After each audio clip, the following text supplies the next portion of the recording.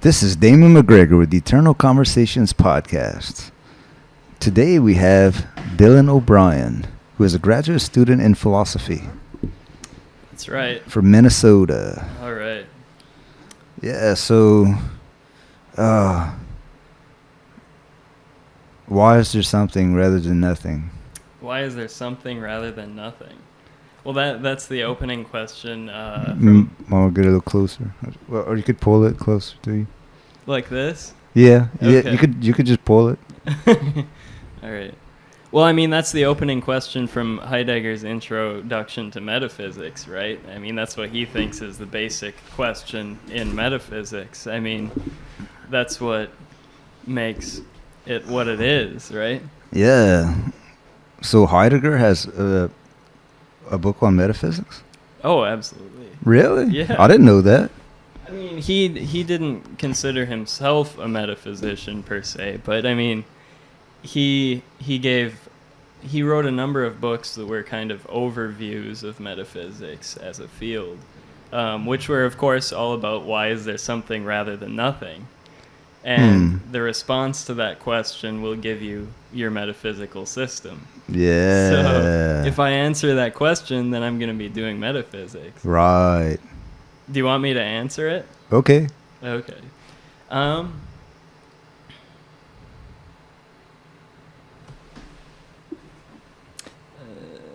What would be the best answer to that? And I'll try to like make up an answer too, because all we really are doing is making up, you know. Yeah. But isn't that the biggest question possible though? Like the ultimate question. Yeah, it's definitely one of them. I guess I would say because it was good for there to be something, you know? So yeah. I mean, if it wasn't good, it wouldn't be. So right. I mean, it must be good somehow for there to be something, you know? Hey man, that's a really positive way to look at things, you know? Yeah. I mean, of course there's some things that seem pretty lousy, but I mean, you could say that's because we have limited perspective on things. And it also could be it's not that things are really good or bad, but it's just the way that we think about them as being good or bad. Say like a really hot day, you know, really hot and humid day like we've been having lately. You must be dying in this Louisiana heat, by the way, because it's even killing me it's too. Pretty killer, yeah. God. But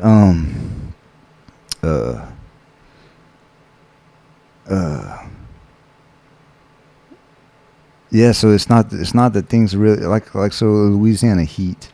It's like, man, this sucks. You know, this is terrible. You know, this is miserable. Mm-hmm. You know, but it's only because that you think so. Right. That's what you think. Yeah, or because I feel like it's miserable because I don't have the whole picture. You know, like I mean, if I was the kind of person, if I was living back in the 1800s in Louisiana and we didn't have air conditioning or something, you know, I'd probably just be used to it, and I'd think, you know, it's great down here. I love this humid weather or whatever. Yeah. I mean, maybe I'd be a whiner about it. I mean, there are people who whine wherever you go in whatever situation, you know. Yeah. So, I mean, but I have heard that people living in tropical climates are generally more cheery. Yeah, me too. Yeah. I heard about that because, so I wonder why everywhere I've ever gone in the world, and I haven't gone over the Atlantic, but I've gone like Canada, Mexico, and all areas. Not all areas actually. Mm-hmm. Not the Midwest. Unless you want to consider Tennessee as like the Midwest, but I don't know. Yeah. But everyone was. I met nice people wherever I went. Yeah. Except, I guess the most unnice people was in Boston. Boston, huh? I was like, you know, but they have really, really harsh winters though. Really harsh winters. A lot of precipitation. A lot of snow. Yeah, like humid and cold. Yeah, right. Freezing cold. And that's the thing. So whenever I visited Colorado, I remember there was a 20-foot wall of snow behind me. Jeez. and I had shorts on. I had like a sweater on, but Yeah. it wasn't really that cold, because the humidity is like 0. So maybe is that the way it is in Minnesota? Well, I mean, I wouldn't say there's zero humidity, but it's never even remotely close to what it is here. I mean, on a regular basis. Yeah. Yeah, and I think we get a lot less precipitation than, well, I mean, than Boston at least. Colorado, I'm not sure because I've never been there and I don't really know what the climate's like, but I would imagine that they get more snow. Yeah. Depending on where you are.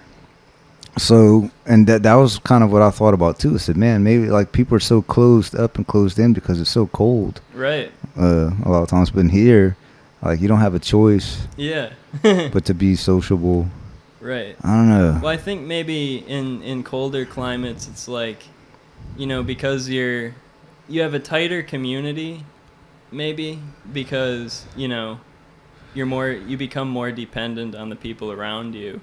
But the people around you are what would you say, more limited because, you don't want to leave your house or, you don't want to take a big trip in the middle of the winter and stuff. I don't know. Yeah. Somebody changed my perspective on like forever the other day. Oh, yeah? So check this out. So I was met a girl from Alaska. Oh, yeah? Yeah, and I was like, man, I would like to visit there in the summertime. It's but fantastic. Yeah. Oh, yeah? Yeah. And I was like, all I could think of is must be, bitterly, miserably cold kind of thing, Right. whenever it is cold.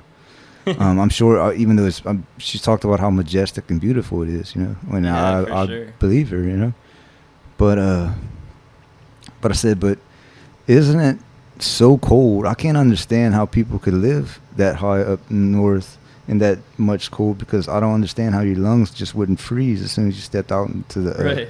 minus 50 degrees, I don't understand how you could even breathe. And she said, well, I don't see how people can breathe in this heat, Yeah. Right. And I was like, yeah, that's a good point. And then so I thought, well, you probably can't even go outside like for a few months. It's so cold, Right. But over here, you can't go outside because it's too hot. Right. Like June, July, August, like, man, you really, really don't want to go outside unless you have to. Right. And it's probably the same thing for northern states too. Like, it's just for a few months you just don't go outside unless you have to, Right. So it's really, I was like, oh, okay, I get it now, Yeah.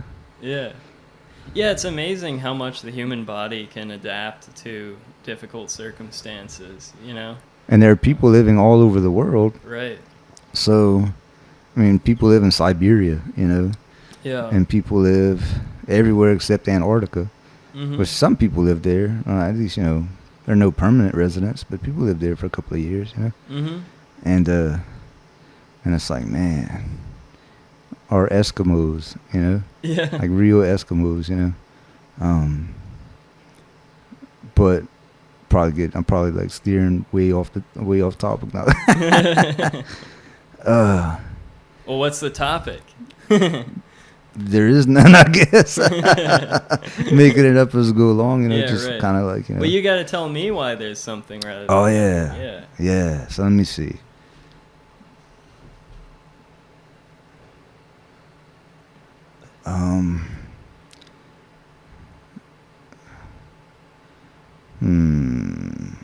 I thought I had it a minute ago. That's this. I guess.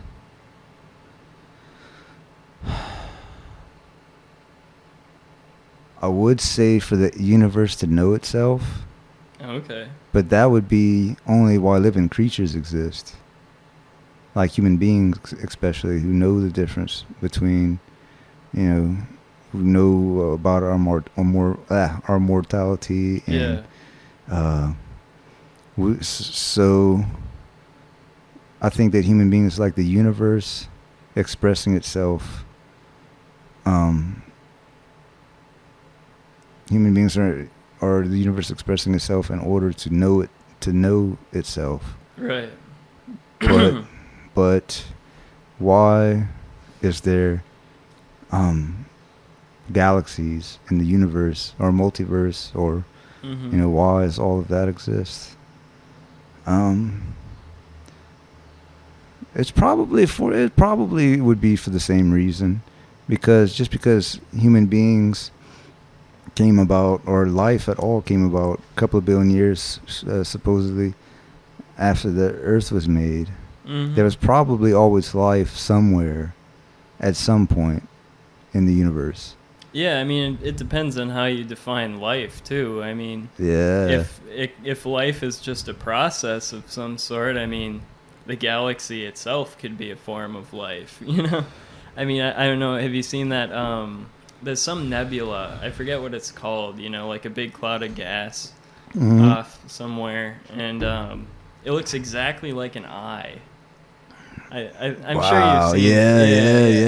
Yeah. But it looks exactly like an eye, you know? Hmm. So, I mean, we have to wonder, like, do we say, like, we look at that nebula and we say it looks like an eye?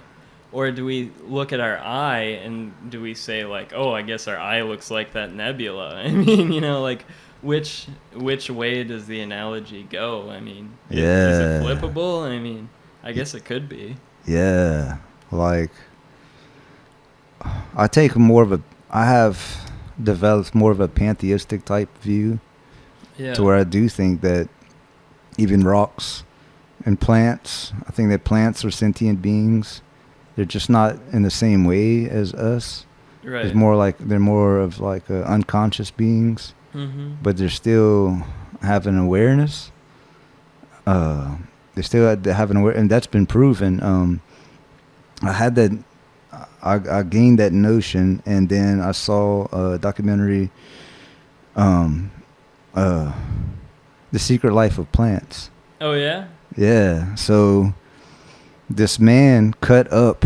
Well, this man hooked lie detector equipment up in the Mm. '70s to plants, and noticed that they responded to certain things. Oh yeah. Yeah, like they had an actual response when connected up to sensitive equipment. And one experiment I know he did, he set up a machine to drop shrimp into boiling water Mm-hmm. in one room, completely different room, and the plant was in a different room, and he left and went to the other side of the city to make sure there's no interference. So it was a Mm-hmm. robotic arm that was going to drop the shrimp in, Wow. and it did. It dropped the shrimp in, and when it did, the plant started freaking out. Then there are other experiments where plants were cut up, just chopped up and torn to pieces in a different room, and it made the plants freak out and start responding. Wow. And so Well, how were they measuring the freaking out though? Like, what was the machine? it was kind of like an EEG, and it Oh, was okay. registering like that. Okay. Like had a needle on a piece of paper, and it was going up and down, and Yeah, yeah. like that. And How do those? Do you know how those things work? nope, Okay, yeah, neither do no. I. But yeah. I mean, I can't say that I believe it 100%. Right, right. But I think that plants have an awareness, rocks too, and Mhm. really, I mean, we're just matter, simply energy condensed to a slow vibration. So like Right. uh, air is lighter and less dense, so we can wave our hands around through it. But and this table is, or my hand is, much denser, and the energy in that density is moving quicker. Right. So it's vibrating so fast that I can't put my finger through my hand because it won't fit. The energy is too condensed. Right, right. And so if you look at it that way, so reality is actually, ultimately reality boils down to vibration. Vibrations occurring at different speeds and frequencies. Mhm. And so so plants, I think that plants and everything has some sort of consciousness, and it's made of energy. Like Mhm. that's a fact. And the whole the whole universe could be like a big brain, which could be like a big, uh, it's all one organism, Right. and so I guess that's why there's something rather than nothing. But man, I don't know. That's still not far enough. Like that's not deep enough because. Yeah. All right, so if the Big Bang is true, and I was having a discussion with this guy, a Christian, who believes that, and then most people are buying into the notion that, or coming to realize that science and religion are not at odds with one another. So say the Big Bang is a scientific fact. Mm-hmm. No one really knows for sure, but assume that it is. It could be the way that God created the universe. Just could be the way that he wanted to do it. And then so Right. he, she, or it wanted to create the universe. And so, and it's just a description of how it happened. Right. But it could be that spark and the death of the universe could all be one huge vibration, and it could just happen again. And again, Right, it's a right. they're like the slowest vibration we could possibly imagine, Right. And that Alan Watts talks about our life, our birth and death is like a vibration, but since we're in it, we're in the middle of it, and since it's a slow vibration, it's just slow enough to where we can't see it, Mm-hmm. and we're in it, but so. But why? How did something come about in the very first place? The only thing I could think of is it's just like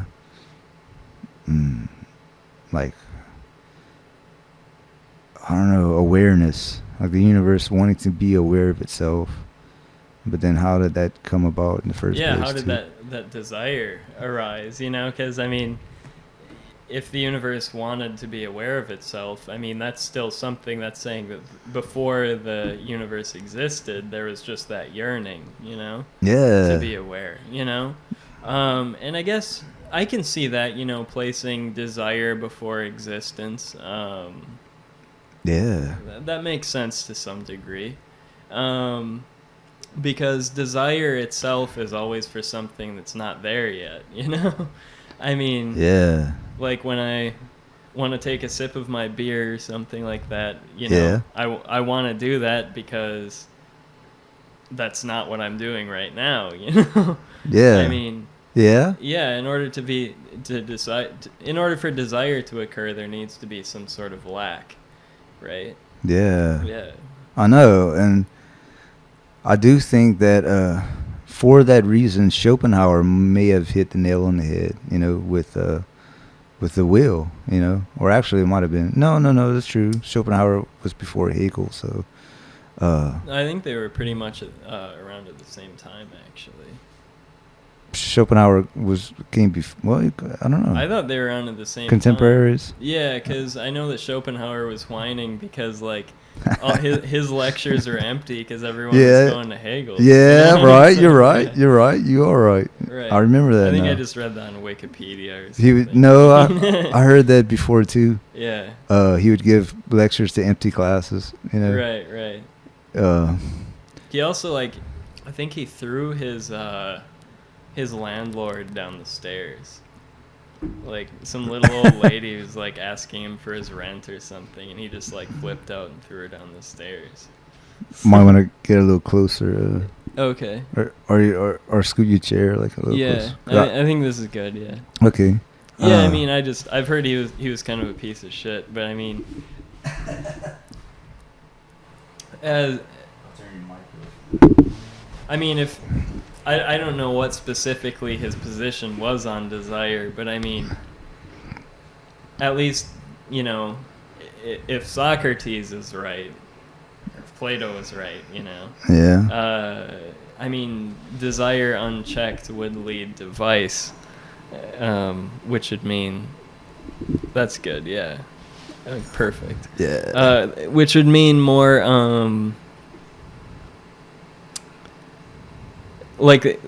if desire goes completely unchecked, that would mean that vice would run rampant.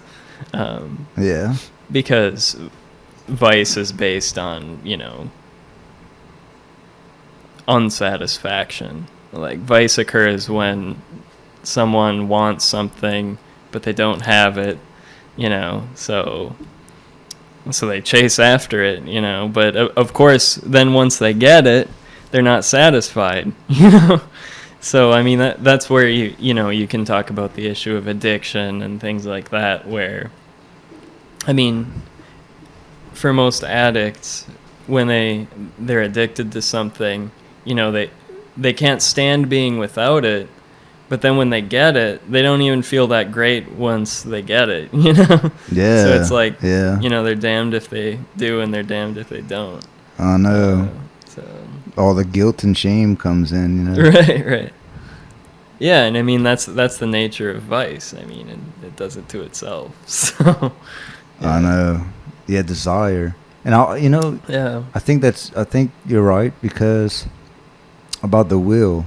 Like, so, there had to be a desire or a will in the first place. And I wondered about this. I wondered about, all right, so where did the will to live come from? Like, so the will for a frog to save its life, and not just, when something's coming out, it sees something, and then it just, fear, it runs for its life. All right, so people say, well, evolution just over time just caused the frog to know certain things are predators and to run away, Right. But it's more of a fear response, an ingrained fear response. And I said, yeah, but that's not what I really mean. Well, I guess what I mean is, where did the will to live arise from in the very, very first place? Like, when single-celled organisms first start developing, assuming that's the way that, things developed. Well, I mean, you could say that the will to live is, it's a function of life energy itself. I mean, yeah, life will always keep living, which is why, when you're an animal, you have to eat other stuff. Yeah, 'cause that hunger comes in. Yeah. And when you eat other stuff, I mean, it's what sustains you is the life force or whatever that's present in the thing, Yeah. Of course, I guess you could say though that there's fruit and things like that you can survive off of, where you're not taking away the life force of another animal to consume it, but even in the case of fruit and like nuts and things like that, where when you eat it you aren't like robbing something of its life. Yeah, you're not killing right. A mammal or an animal or murdering a plant. Right. But even in that situation, like a fruit or a vegetable or a nut or something like that, I'd still say, what it is that sustains us, and why eating that provides us with energy is because it came from another organism that's concentrating its life force into that, like the reason why plants and trees and stuff produce nuts and fruits and stuff is mainly just so that animals like us or dogs or whatever will eat it, and then they'll shit out the seeds. Yeah. And then the seeds will start growing wherever they got shit out. Just wait for them to spread. Yeah. So, I mean... I talked to this one guy who claims to talk to plants. And he said that's that... interesting. Yeah. And I was like, So I talked to him for a while, but he said, like, he communicates with plants. Like, he telepathically communicates with plants. Yeah. And... he said that they want to be consumed because they desire to incorporate themselves into a higher being. Okay. I don't know if I buy into that one, but I mean, I can. I like the way I think you can make it, I like the way you said that. theoretically consistent. Okay. I don't know. I mean, I think you can definitely make a theoretically consistent argument for that sort of system, but I mean that does make it sound like, you know, energy is transferable like that. I mean, and that's where I think you can get into a lot of really confusing issues because, you know, like if I eat a lot of beef or something, you know, I mean, Yeah. it would seem that would have to change my personality somehow. And I mean, I don't doubt that depending on people's diets, their personality changes. But I think that it's probably not like as easy to pin down as like, you know, I eat more beef, I become more like a cow, or, you know, the cow's life force directly translates into my being. But yeah, I mean, that with that you know, with that kind of issue, I mean, I guess what we're talking about is the processes of digestion and absorption. Yeah. Well, Which I don't know how those work, but I mean, they're pretty interesting. I do know this guy. His name is Crown Light. It's obviously not his real name, but some cool dude that I'm friends with. He lives in Hawaii, but he's a vegan. And I have friends, a certain group of friends who are vegans, and I considered going that route myself, but I don't know, man. I think, like, for me personally, I have to have meat. Right. Like, but what I try to do is eat more vegetables than meat. So to me, ideally, like, it's like 70% fruits and vegetables and 30% meat, you know. But anyway, he said he had a pretty good point though.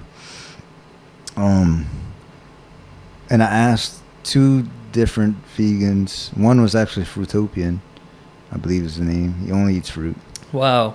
Probably has really high blood sugar. I know, and that's what, yeah. And also I was like, man, I don't know if I agree with that because that's just eating sugar all the time. Yeah, right. Like fruits. I mean, if you can pull it off, why not? I mean, you know, fruits are healthy and all. I actually heard that people who eat nothing but fruit become angry a lot. Oh yeah. Yeah. That's interesting. And he was angry.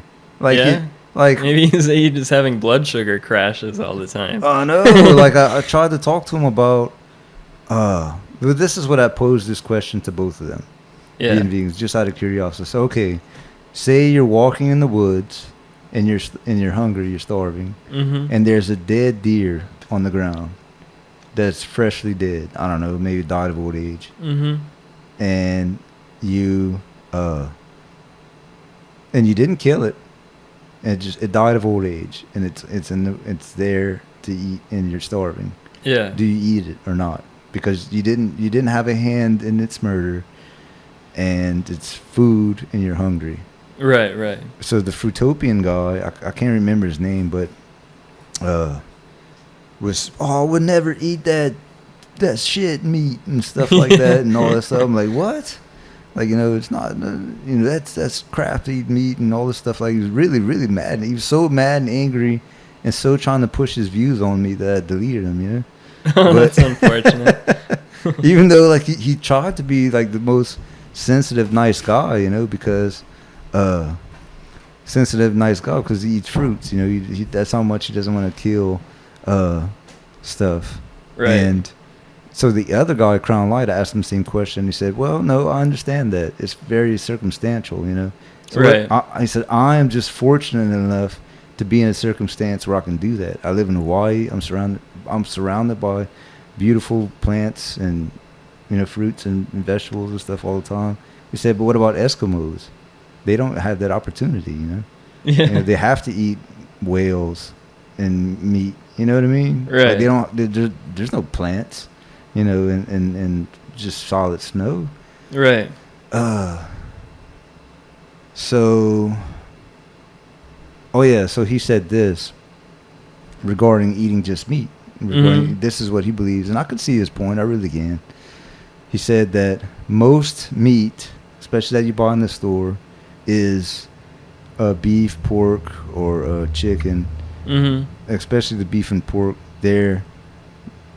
These animals are raised in very constricted, confined environments, and they're full of fear and anxiety Right. because they know that this is not right, and they probably even know that they're going to be murdered because they see their friends disappearing like every day, Right. kind of thing. And so their hormone levels of stress and anxiety and all that stuff, depression, anxiety, stress, all that cortisol, all that stuff, Mhm. is mixed. Their hormones are secreting all this into the meat Mhm. on an everyday basis.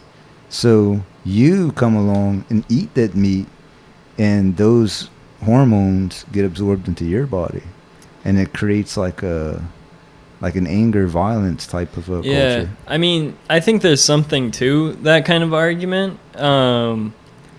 But I do think that, digestion is different from like actually taking on those hormones. I mean, like if I was to digest hormones, like it doesn't necessarily just Transfer translate directly. into like a higher level of that hormone in my body. Mhm. But I mean, of course, if you keep consuming something, your body constitution is probably gonna be related to whatever it is you're consuming. Yeah. But I mean, I don't know. I guess, I mean, I can only speculate because I just don't know anything about biology. But I mean, I would just assume that, even if I were to like drink a whole glass full of, say, some kind of hormone, Yeah. uh, my body would process it like it's something coming in from the outside, and it would just take what it needed and excrete the rest. Yeah. So Hopefully so. yeah, Hopefully so. Like, I know in the case of, say, steroids. So right. steroids is a hormone. You're basically injecting testosterone into your body. But you're Really, that's all it is? It's just testosterone? Yeah, Okay. pretty much. I had I no mean, idea. there's some variations, but Okay. it's testosterone made from yam roots. Oh yeah. Yeah. So it's vegetarian, man. But, Yeah. but the thing is, so when you inject steroids into your body, but you are injecting it directly into your bloodstream, Right. muscles and bloodstream, but not into the stomach.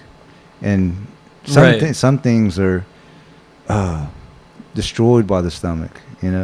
Some processes or A lot of things are. yeah, Yeah. they're just not. Yeah, But things can get converted into something else entirely. yeah, So, yeah, that's true. Yeah. Yeah. I mean, like I could eat plant leaves all I want, but I probably wouldn't start, I mean, it'd be cool if I could, but I mean, I don't know if I'd start, having some what do they call that? Photosynthetic cells or something. I mean, that would be awesome. Like I would give Yeah. like all my money and just live the rest of my life in debt if I could like have like photosynthetic cells so I could just absorb energy directly from the sun. There is a man who claims to be able to do that. A man in Yeah? India. Yeah. That's awesome. It's called there are certain people who claim to have that power. They're called breatharians. Breatharians. Yeah. Is that like the English words like breath, air? Breath, Arian. Breatharians. Okay. And I believe that's how you spell it. Yeah. But he claims to have not eaten in like 70 years. Wow. Ate or drank anything. And you could look it up. That's awesome. You can look it up on YouTube. Mhm. And they locked him up. I'm still skeptical. Like, I would like to believe that it's true, but he had a mystical vision like 70 years ago, and like he hasn't eaten or drinking anything, and he claims to get all of his energy from the sun. Well, that's pretty amazing. So they locked him up. Supposedly, they locked him up in a like a clinical hospital setting, and didn't give him any food or water for 2 weeks. Yeah. And and they monitored everything: his blood, his brain, his he doesn't pee or poo. Holy moly! Like no, so supposedly he went 2 weeks without a drop of pee or poo and did not eat, and he was just like fine. That's amazing. I still think though that they should redo it again, but make it like 2 months. Yeah. You know, enough. Mm-hmm. If they were a good enough meditator and their mind was strong enough, they could probably 2 weeks, you know, and go without food or water. Ooh, I've heard you can't live for more than a few days without water usually. I know. I mean, even this guy, like, he never drank water. No. Like, I mean, I can almost imagine someone not eating food. I mean, assuming they had some really weird kind of absorption or whatever of energy from the sun. But I mean, I can't imagine someone not drinking water. I think you can go like I don't know if it's a month or 3 months without food. I mean, I would imagine that if you, You can go for like at least for sure. But by the end of that time, I heard like, you know, your intestines and, you know, other parts of your body start to like, you know, I think the word's atrophy, you know, kind of shrink up and shrivel up and because your body cannibalizes itself. Right. Yeah. So I mean, like if I wasn't eating anything, I mean, then my intestines and, you know, my whole digestive tract, like it would just be so inactive that I would imagine that it would just shut down, you know? So, I mean, I guess for me, that's the biggest hurdle. Like, I mean, assuming that this guy, you know, was the real deal, I mean, I'll take your word for it. But I'll show you on YouTube after this. Sure, like, yeah. Just because it's like... Maybe you should give our audience the keyword in case they want to look it up. Breatharian. Or man claims to have not eaten for 70 years, or breatharian, or a guy in India. And that's on YouTube? Yep. Awesome. Yeah, because that truly, I mean, that's mind blowing. I think that would. I don't believe it. I really don't. Like, I think that he must be pulling some kind of fast one somehow. But on the off chance, you know. What? The off chance, I mean, if he wasn't, that would be just... Oh, my God, if he wasn't, that would be so cool. A game changer. For sure, yeah. Like, that would just turn so much of medical science upside down right on its head. Right. You know? Like... For sure, man. You can live without food or water, and just by, like, through photosynthesis. Like, you know, just like getting your energy from the sun. Like, whoa. Yeah, that would be absolutely mind. Talk about the most non-violent man who ever lived. Yeah. You know. Well, I guess there is Soylent for those of us who, you know, aren't capable yet of absorbing energy from the sun. I mean, there is Soylent, and it's not actually made from people. You know, I mean, the word Soylent is like from a fictional story where they were making like this food out of people. Yeah, I saw that movie. Yeah. Yeah, I know what you mean. But Soylent is actually, you know, Soylent Green, I think is the name. Yeah, right. But Soylent is just, it's soy and lentils, I guess, and they add a little flavoring, and you can just live off of this stuff, you know. Oh yeah. I mean, yeah, just like make a big shake and. Does it have everything that you need? Yeah, it's got all the vitamins and everything. And I mean, I've read some stories about people trying to live off of it. And I mean, you know, you feel good when you drink it and stuff. But I guess what I read a lot about is just that your body misses the chewing and the, you know, absorption of different flavors and, you know, the complexity of the eating process. God. I mean, I say that I would love to go without eating and pooping and stuff, but I mean, it's so much a part of our daily tradition that, I mean, going without that would just totally change. Wake up in the morning, drink some coffee, take a big shit, you know, it's like, you know, it's like, oh, then you feel so much better, you know. Right. Like, it's kind of like one of those, it's just It's just what we do. You know? Right. And I think the people who I read about said it really wore on them psychologically, like just this feeling of not eating, you know. Oh man. But So it must be so bland after a yeah, while. I know. Oh my I mean, God. they only have like 3 flavors. Like you can get like chocolate and vanilla and like unflavored or something. Oh my God. But I think they're trying to branch out, you know. And on a related note, though, one thing that I still don't understand, and I'm curious whether you understand this kind of thing, but I don't know, I bet you're probably equally confused about it, is like, I've heard that there are some people who are figuring out how to, like, produce really accurate meat substitutes. Yeah, you know? I saw that, like fake meat. Yeah, where it tastes just lab-grown meat. Right, where it tastes just as good, if not better, as the real thing, but like no animals had to die for it, you know? Yeah. And I've spoken to a number of people about that, and they're like, you know, I talked to them about it, and I asked them, you know, would you like eat it, you know? And a lot of people are like, no, fuck no, that's disgusting, you know? Yeah. I'd never put that in my body, and I'm just like, that's something I don't understand. I mean, I don't think that people should be forced to be vegetarians, but I think that, you know, if we can find a way of getting all the same stuff without killing animals, I mean, why not? I mean, Yeah. I mean, of course, people are probably suspicious. Like, are we gonna, you know, get some weird cancer? Or Yeah, something yeah. like that, It probably causes cancer. You know? yeah, right. I mean, that's the last thing we need is one more carcinogen. You know. But you know what? Like I've come to the conclusion that everything causes cancer. Like, Yeah, but some things cause it a lot more.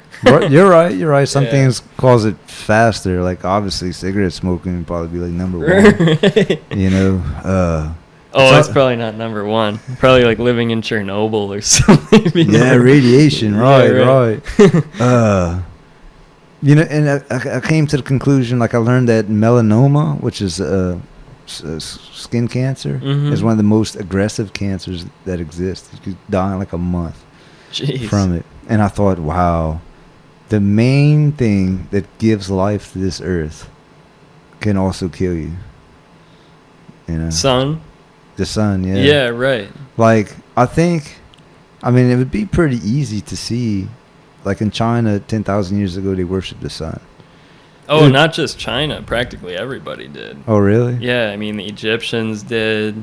I mean, you know, It makes the sense. South Americans did. I mean, It if you makes go back far perfect enough, sense. everybody worshipped the sun. Oh, really? That's Yeah. cool. Yeah, I mean, That's cool. it was the first god for. I mean, as far as I know, like almost every pagan religion. It makes perfect sense, though. Yeah. You know, this big glowing ball of light that comes, that, like, you know, rises in the morning and sets in the afternoon, and without it, your plants none of your crops grow, Right. and all that stuff. You know. Yeah. So, and without pre-science, which, you know, just because science explains what the sun is doesn't take away the magic of it, really. Right. You know, if anything is to be worshipped as God, it should be the sun, you know. Right. Whether or not it thinks and has a brain is a whole different story. Maybe it does. Who knows? You know, if everything is an organism. You know? Yeah, and I can understand too, like why people were so resistant originally to like heliocentrism. I mean, first off, I think that there were some really well developed astronomical theories by like Ptolemy and ancient Greeks and stuff like that were pretty accurate at predicting like the places of the stars based on a geocentric system, where Yeah. the Earth was at the center of the, you know, solar system, galaxy, universe, whatever. Yeah. But also, it's that, you know, I think it's really disturbing to think that instead of having, you know, Gaia or this living, you know, peaceful, well, not necessarily peaceful, but like living, diverse, you know, in and of itself not overheated planet at the center of the solar system. I think it's disturbing to think of this super hot, like, you know, thing at the center of the solar system that could just fry you, if you get within, a million miles. Not a million. Oh, definitely. But yeah, I mean, and I mean, I still, I mean, yeah, it's intense to think about the real implications of heliocentrism. Yeah. Yeah, because I mean, just having everything revolving around this unlimited ball of energy that, is super dangerous and hot and stuff like that. I think it's a kind of a scary idea. Yeah, I see what you mean. Yeah, and just the Yeah. fact that, I mean, It's a big ball of fire. Yeah. Yeah. Basically, like it's just a big ball of fire. Like, Yeah. what in the world? Exactly. Uh, And just the idea that, I mean, eventually, I don't know how people have predicted this, but I've heard, scientists or whatever say that eventually it's going to expand and fry everybody on Earth. So, I know. right. And it could give you cancer. And, right. And we'll probably all get cancer before we get fried. So. Yeah, right. And kill you in like a month, Right. So, I don't know. I think, yeah, like if I had the power to make the solar system either geocentric or heliocentric, I would prefer geocentric, because I think the Earth is a lot less terrifying than the sun is. Oh, definitely. Like a big ball of fire. Right. And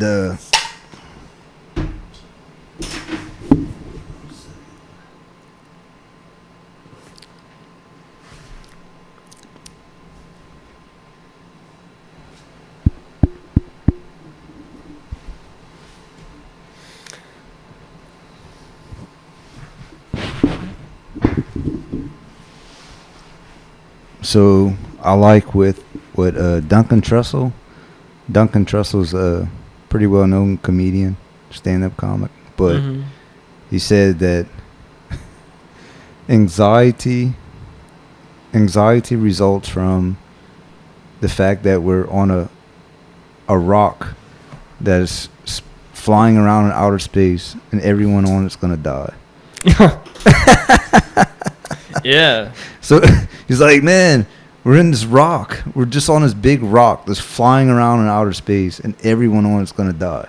Well, it's not a rock, though. It's not? No. Why? Well, it's not just a rock. It's got a lot of water and, plants and stuff like that. I mean, yeah, I think the Earth is a really beautiful thing. I mean, I remember when I was a little kid, I watched, this documentary where I think it was about Apollo 11, where they went to the moon and then they looked back at the Earth, and I mean, it's really beautiful. It's the moon is just a rock. I mean, I'd be pretty anxious if I was living on the moon. Yeah. But yeah, just the idea of the Earth is a really beautiful and fertile and I know. nourishing place. I mean, as that picture behind you illustrates pretty well. Actually. Yeah. It blows my mind that pretty much on every, or I don't even know about pretty much, but I think every single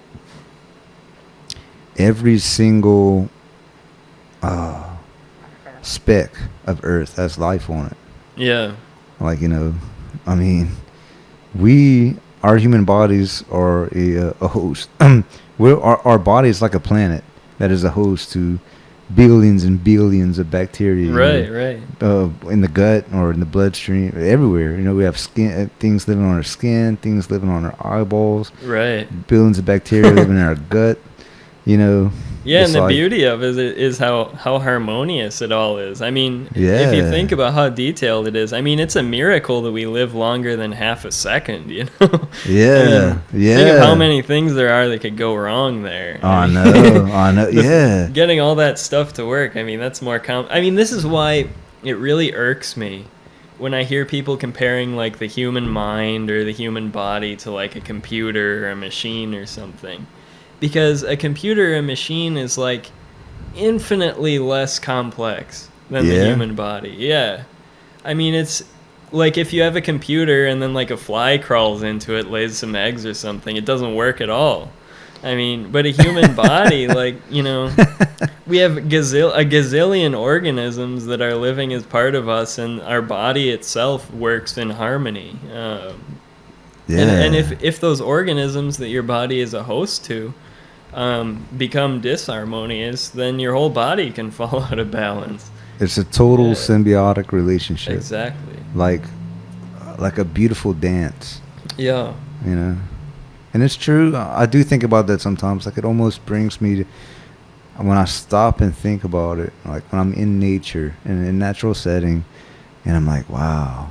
Like, look, I just cannot believe how much life is on this planet. And there could be life on other planets in our solar system. Of course, there's life on other planets. Right. I mean, come on now. You know? I mean, right. that was ridiculous to believe that there's not life somewhere else. No way. No. Yeah, that's so like, that's so, you know, egotistical to think that we're, you know, this planet's the only one with life. Like, that's so wrong. But,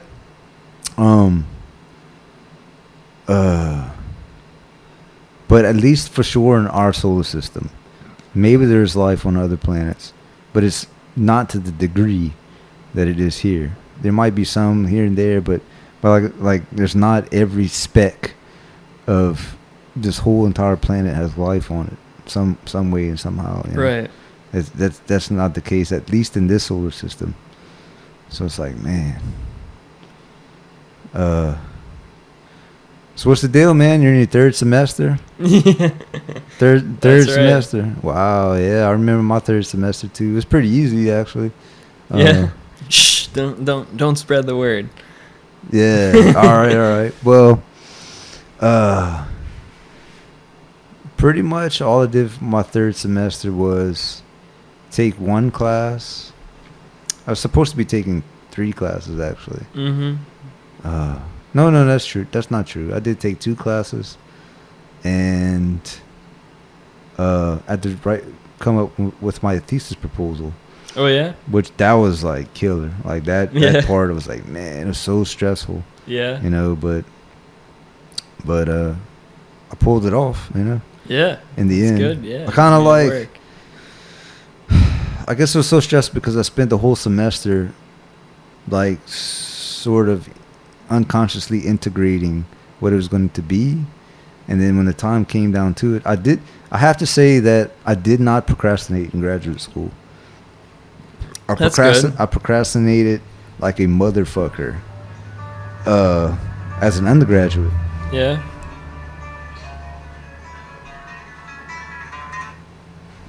You know, like waiting till I don't know, the night before to start studying for a test. Or, right. You know, a couple of I would write papers, philosophy papers even.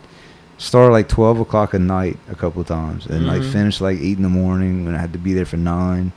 Like, you know, trying to print out stuff, you know, and everything. Right. That's so terrible, you know. Yeah. It's really horrible, you know. Yeah. But I don't know, like but so. I said, if I'm going to go to graduate school, I'm not going to procrastinate. I'd rather not go than procrastinate because it made my experience miserable the whole time as an undergraduate. Like, you know, because I procrastinated, but say I'm hanging out with friends or drinking a couple beers or this and that. Well, in the back of my mind, I was always thinking, I shouldn't be doing this. I should be studying. I should be reading. I should be working on my papers. But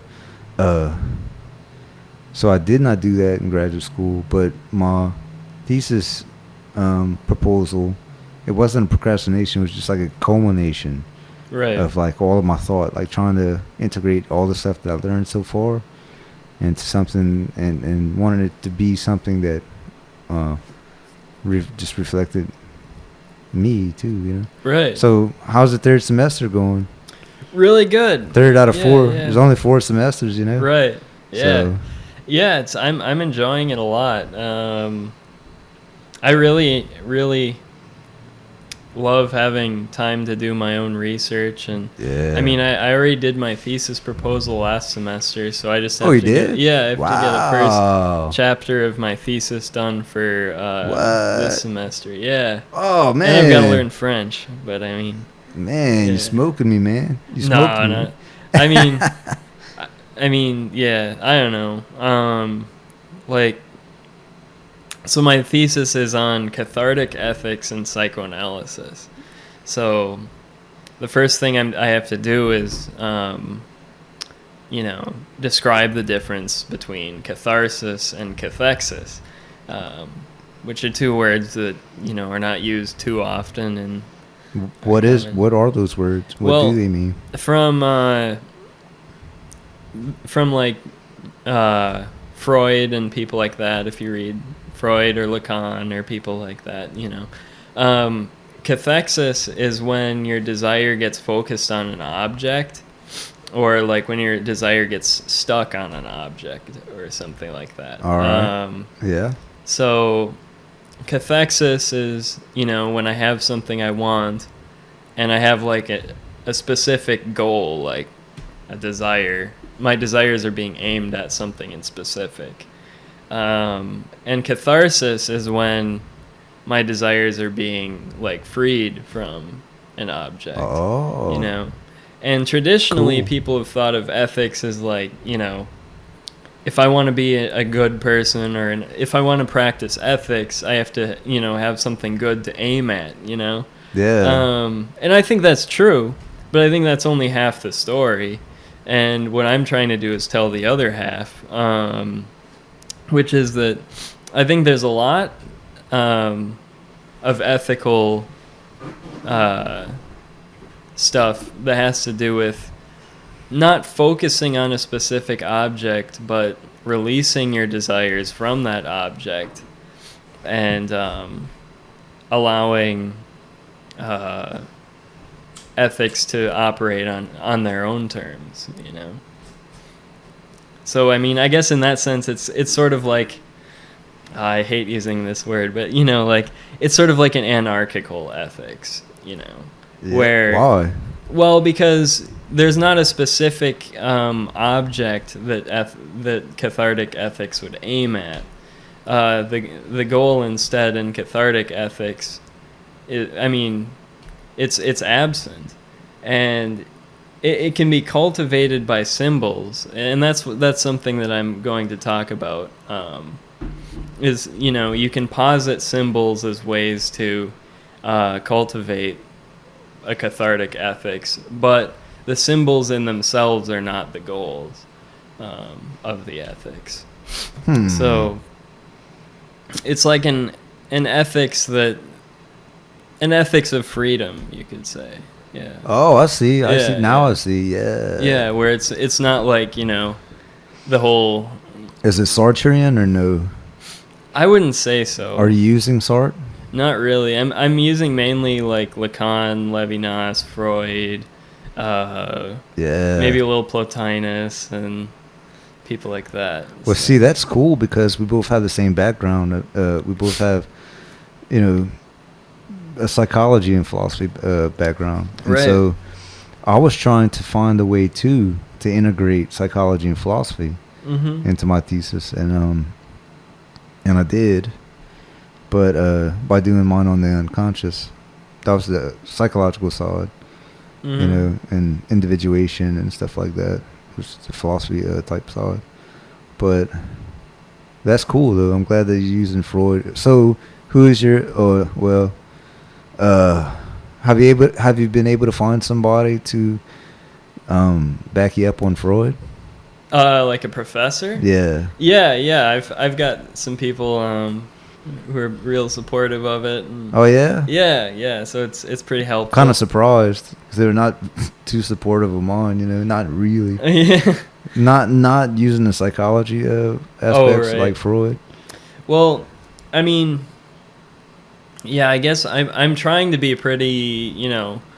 Basically the thesis is about ethics. Yeah. But I'm discussing it psychologically, and I'm trying to come up with kind of a developmental account of describing how like neurosis, psychosis, and Oh, other cool. issues like that are related to ethical development, actually. So can you say that, um, I don't know if you want to say, but what you plan to go into or what you plan to do after this? Yeah, I'm really interested in psychology, and I'd like to, you know, learn to actually practice in the real world, and not just sit and construct theories about it.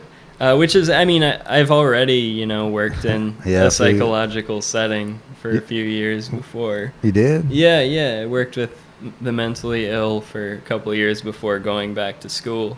Oh, you So did? So yeah, you worked yeah. in like a mental institution or Well, I worked in a uh, group home. Yeah. yeah, yeah, yeah. Yeah, with the severe and persistently mentally ill. Oh, And I just saw, and what kind of conclusions did you come from their mind states? Like, did you think that,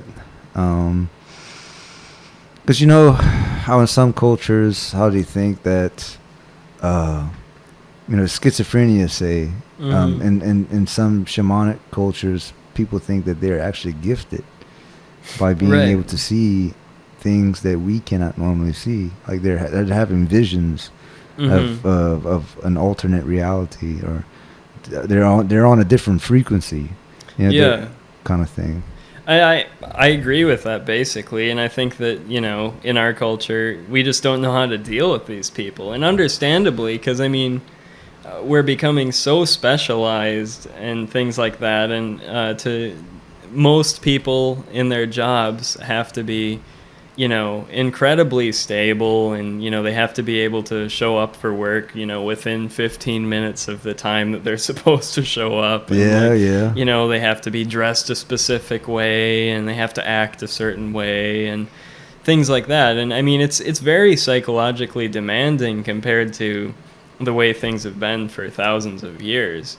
And I think there are definitely a lot of wonderful things to be said about modern contemporary society, but I think that it also does exclude a lot of psychological types that it just doesn't have much use for anymore. Yeah, we just like toss them under the rug, kind Yeah, of yeah, thing. and Yeah. I mean, what happens to these people a lot is they just get so heavily medicated that I mean, they're barely even functioning anymore. I mean, they get zombified. Oh yeah. Yeah, I mean, Mental straitjackets. yeah, exactly. I mean, except I mean, it's worse than a real straitjacket, debatably, because I mean, Yeah. it's inside of them. I Yeah. mean, Yeah, that's a good point. yeah, and so I mean, I guess after working with some of these folks, I really think that there's definitely a truth in psychosis. Of course, when someone's telling me, like, say, stop putting like probes in my brain or something, like, of course, like, dude, I'm not doing that. But I mean, Yeah, I yeah. think there is some sort of truth to that. I mean, you can look at what these people are saying symbolically, and you know, there is a certain kind of suspicion of But it's the kind of other. true too. It's kind of true. Like if their mind is being unlimited, and you're trying to place restrictions on them, and you're asking them questions, and you're trying to make them be quote unquote normal, you know, and they feel like you're invading their privacy, or you're not being symbiotic with their revelations, Right. then I can see how that could be true. Yeah. And I guess, I don't want to go as far as some people have gone and say, let's just, cut schizophrenics loose and let them do whatever the heck they want and form their own communities or whatever. I mean, I wouldn't go that far, but I mean, I think that schizophrenia and psychosis do exist on, a continuum of development. And there is a beyond to it. I guess that's something that most people in psychoanalysis and in most psychotherapeutic theories agree on, is that there's no treatment. Well, there's no effective treatment for psychosis. Besides for straight jacket medication. Right. But I think that, and then there are people who go the complete other route, like Deleuze and Guattari, who think that, let's just encourage psychosis. It's, Let's just unleash all desires. Yeah, I think that's going way too far as well. But I think that if you read the work of Jacques Lacan, he gives some hints. He doesn't really develop it too much, but I mean, he definitely does describe the place of psychosis and the truths that it has. There is a certain kind of, psychotic or paranoid or whatever kind of reality. Yeah. And just because you're paranoid doesn't mean that they're not after you. Words of Kurt Cobain. Yeah, right. And I mean, there is something to that, but I think that the important thing is to, I guess, this is the sense in that what I'm trying to talk about is not fully, anarchical or whatever. Like, I would say that, Anti-Oedipus with Deleuze and Guattari was pretty anarchical, but I mean, ultimately, I think they ended up kind of destroying their own anarchy and positing some pretty concrete symbols that they continued to use. But what I'm talking about is the ability to actively posit one's own symbols and create a symbolic system of one's own. And I guess that's what I'm talking about with psychosis. And I think, Jung probably had been somewhere pretty similar to this as well, about, just analyzing the sort of mythologies that psychotics are discussing and figuring out that, they actually do have some context, Yeah. Yeah, Jung was awesome. Like, some people think, he wasn't a real scientist, or he wasn't a real, because he draws on a lot of spiritual stuff. But no, man, that dude was, the archetypes, I totally believe 100%. Yeah. Archetypes. And that's an ancient idea, too. Yeah, I mean, yeah. Plotinus talks about archetypes, following from Plato. Like, an archetype is the opposite of an image, And this is where I tend to oppose people like Deleuze's work with Guattari. Is there's a lot, and Baudrillard as well. There's a lot of talk these days about, not these days, probably more like in the 60s, the propagation of images, and using images as a revolutionary form and things like that. But I think that an image is like, it's a chaotic thing, like, you can have an image, but an image is constituted by other images, and you can, keep zooming in and get other images and find out, like, the context of these images. It's all fractal. Right. But an archetype is more like a Euclidean geometrical symbol, a very well-defined symbol that's, understandable a priori, and is in and of itself a truth, Yeah. So, like, symbols are more truthful than words, Well, words themselves are symbols. Yeah. Well, they can be, at least. Constructive symbols too, Yeah. but a word can be open to so many different. I guess, yeah. Well, I was gonna say a word can be open to so many different interpretations, but so can symbols. I guess that's the good thing about symbols, is that each symbol means a million things, And well, that's the thing, is that Plato talks about this a little bit in the Timaeus. about how you can have actually a form that isn't fractal necessarily. Like, because once you understand the idea of a point, like a point being an irreducible, I mean, I don't know how else to describe it. A point is just an irreducible thing that can't be divided anymore or grown or whatever. Yeah. And of course, this is just an idea. Like, you're never going to find a point in the world, obviously. Right. The material world. Right. Which is, anyway, but you can have non-spatial geometry or shapes, forms that are built without taking up any space if they're constituted by points, Yeah. So you kind of get where I'm going there? Yeah. So I mean, in that sense, it's not really open to interpretation. Yeah. And it's just the way it is. I mean, if you have a point and then you have, like if you have one point and then you stretch it a little bit, like a stretched point is a line, and then if you stretch a line, that's a plane, and then if you stretch the plane, you have 3 dimensions, Yeah. And then none of that has to be spatial, because we're still thinking about points and then, stretching. And I mean, usually we think when you stretch it, it has to take up some space. Like, am I only stretching it a centimeter or what? But I mean, if it's just a point and then you just stretch it, ideally. Yeah. I don't know. I'm explaining this poorly. No, I totally understand what you mean. That is one form of meditation. Actually, is to just so. Alan Watts describes this beautifully, but it's also a Buddhist concept, or just a meditational concept, really.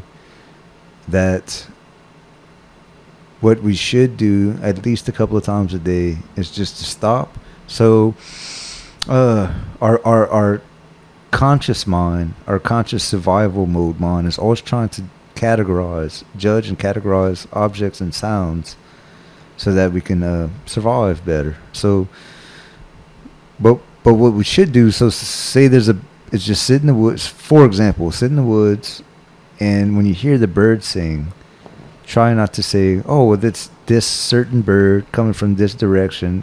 Oh, it's singing for this specific reason, all this stuff like that. No, you just hear the sound of the bird singing and the rustle of the trees and feel the sunshine, all as like music. Yeah. Instead of just to see what it is without judgment or categorization. So, and really, when you do that, that is truth. That is truth, not labeling, and judging, and categorizing everything, to how you want them to be or what you think that they are, but that they are. Right. And so in that way, that is a point that should be, at least in theory, be non-reducible. So like sunlight, you can think, oh, this is some light. It's a certain form of energy. It comes from the sun. The sun is this big, is that far away, and all this stuff like that. Like, to just say, no, it's just sunlight, and that's it, Yeah. So it is possible to get to a point of irreducibility, but only by not thinking. Well, I think that this getting to that point of irreducibility, I mean, that's what thinking is, I think usually what we talk about as thinking is just, like forming opinions on things. Yeah. And I mean, I guess even that can be thinking too, but I mean, yeah.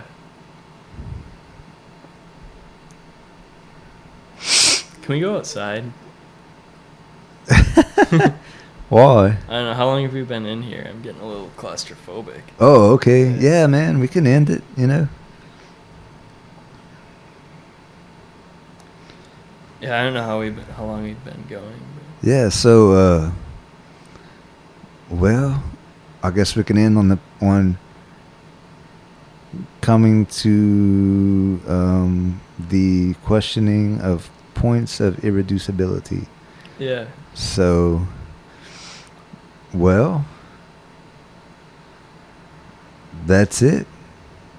You know? Do you connect them? Yeah. Leave something for the audience to ponder. Yeah. And thinking about points of irreducibility, Mm-hmm. thought versus the way things just are. Mm-hmm. And that's it. So this ends episode 1 of Eternal Conversations. If you like, subscribe, listen to the Eternal Conversations podcast. Check out my book, Eternal Conversations. The link is down below. And thank you very much. Peace, love, and light. Thank you.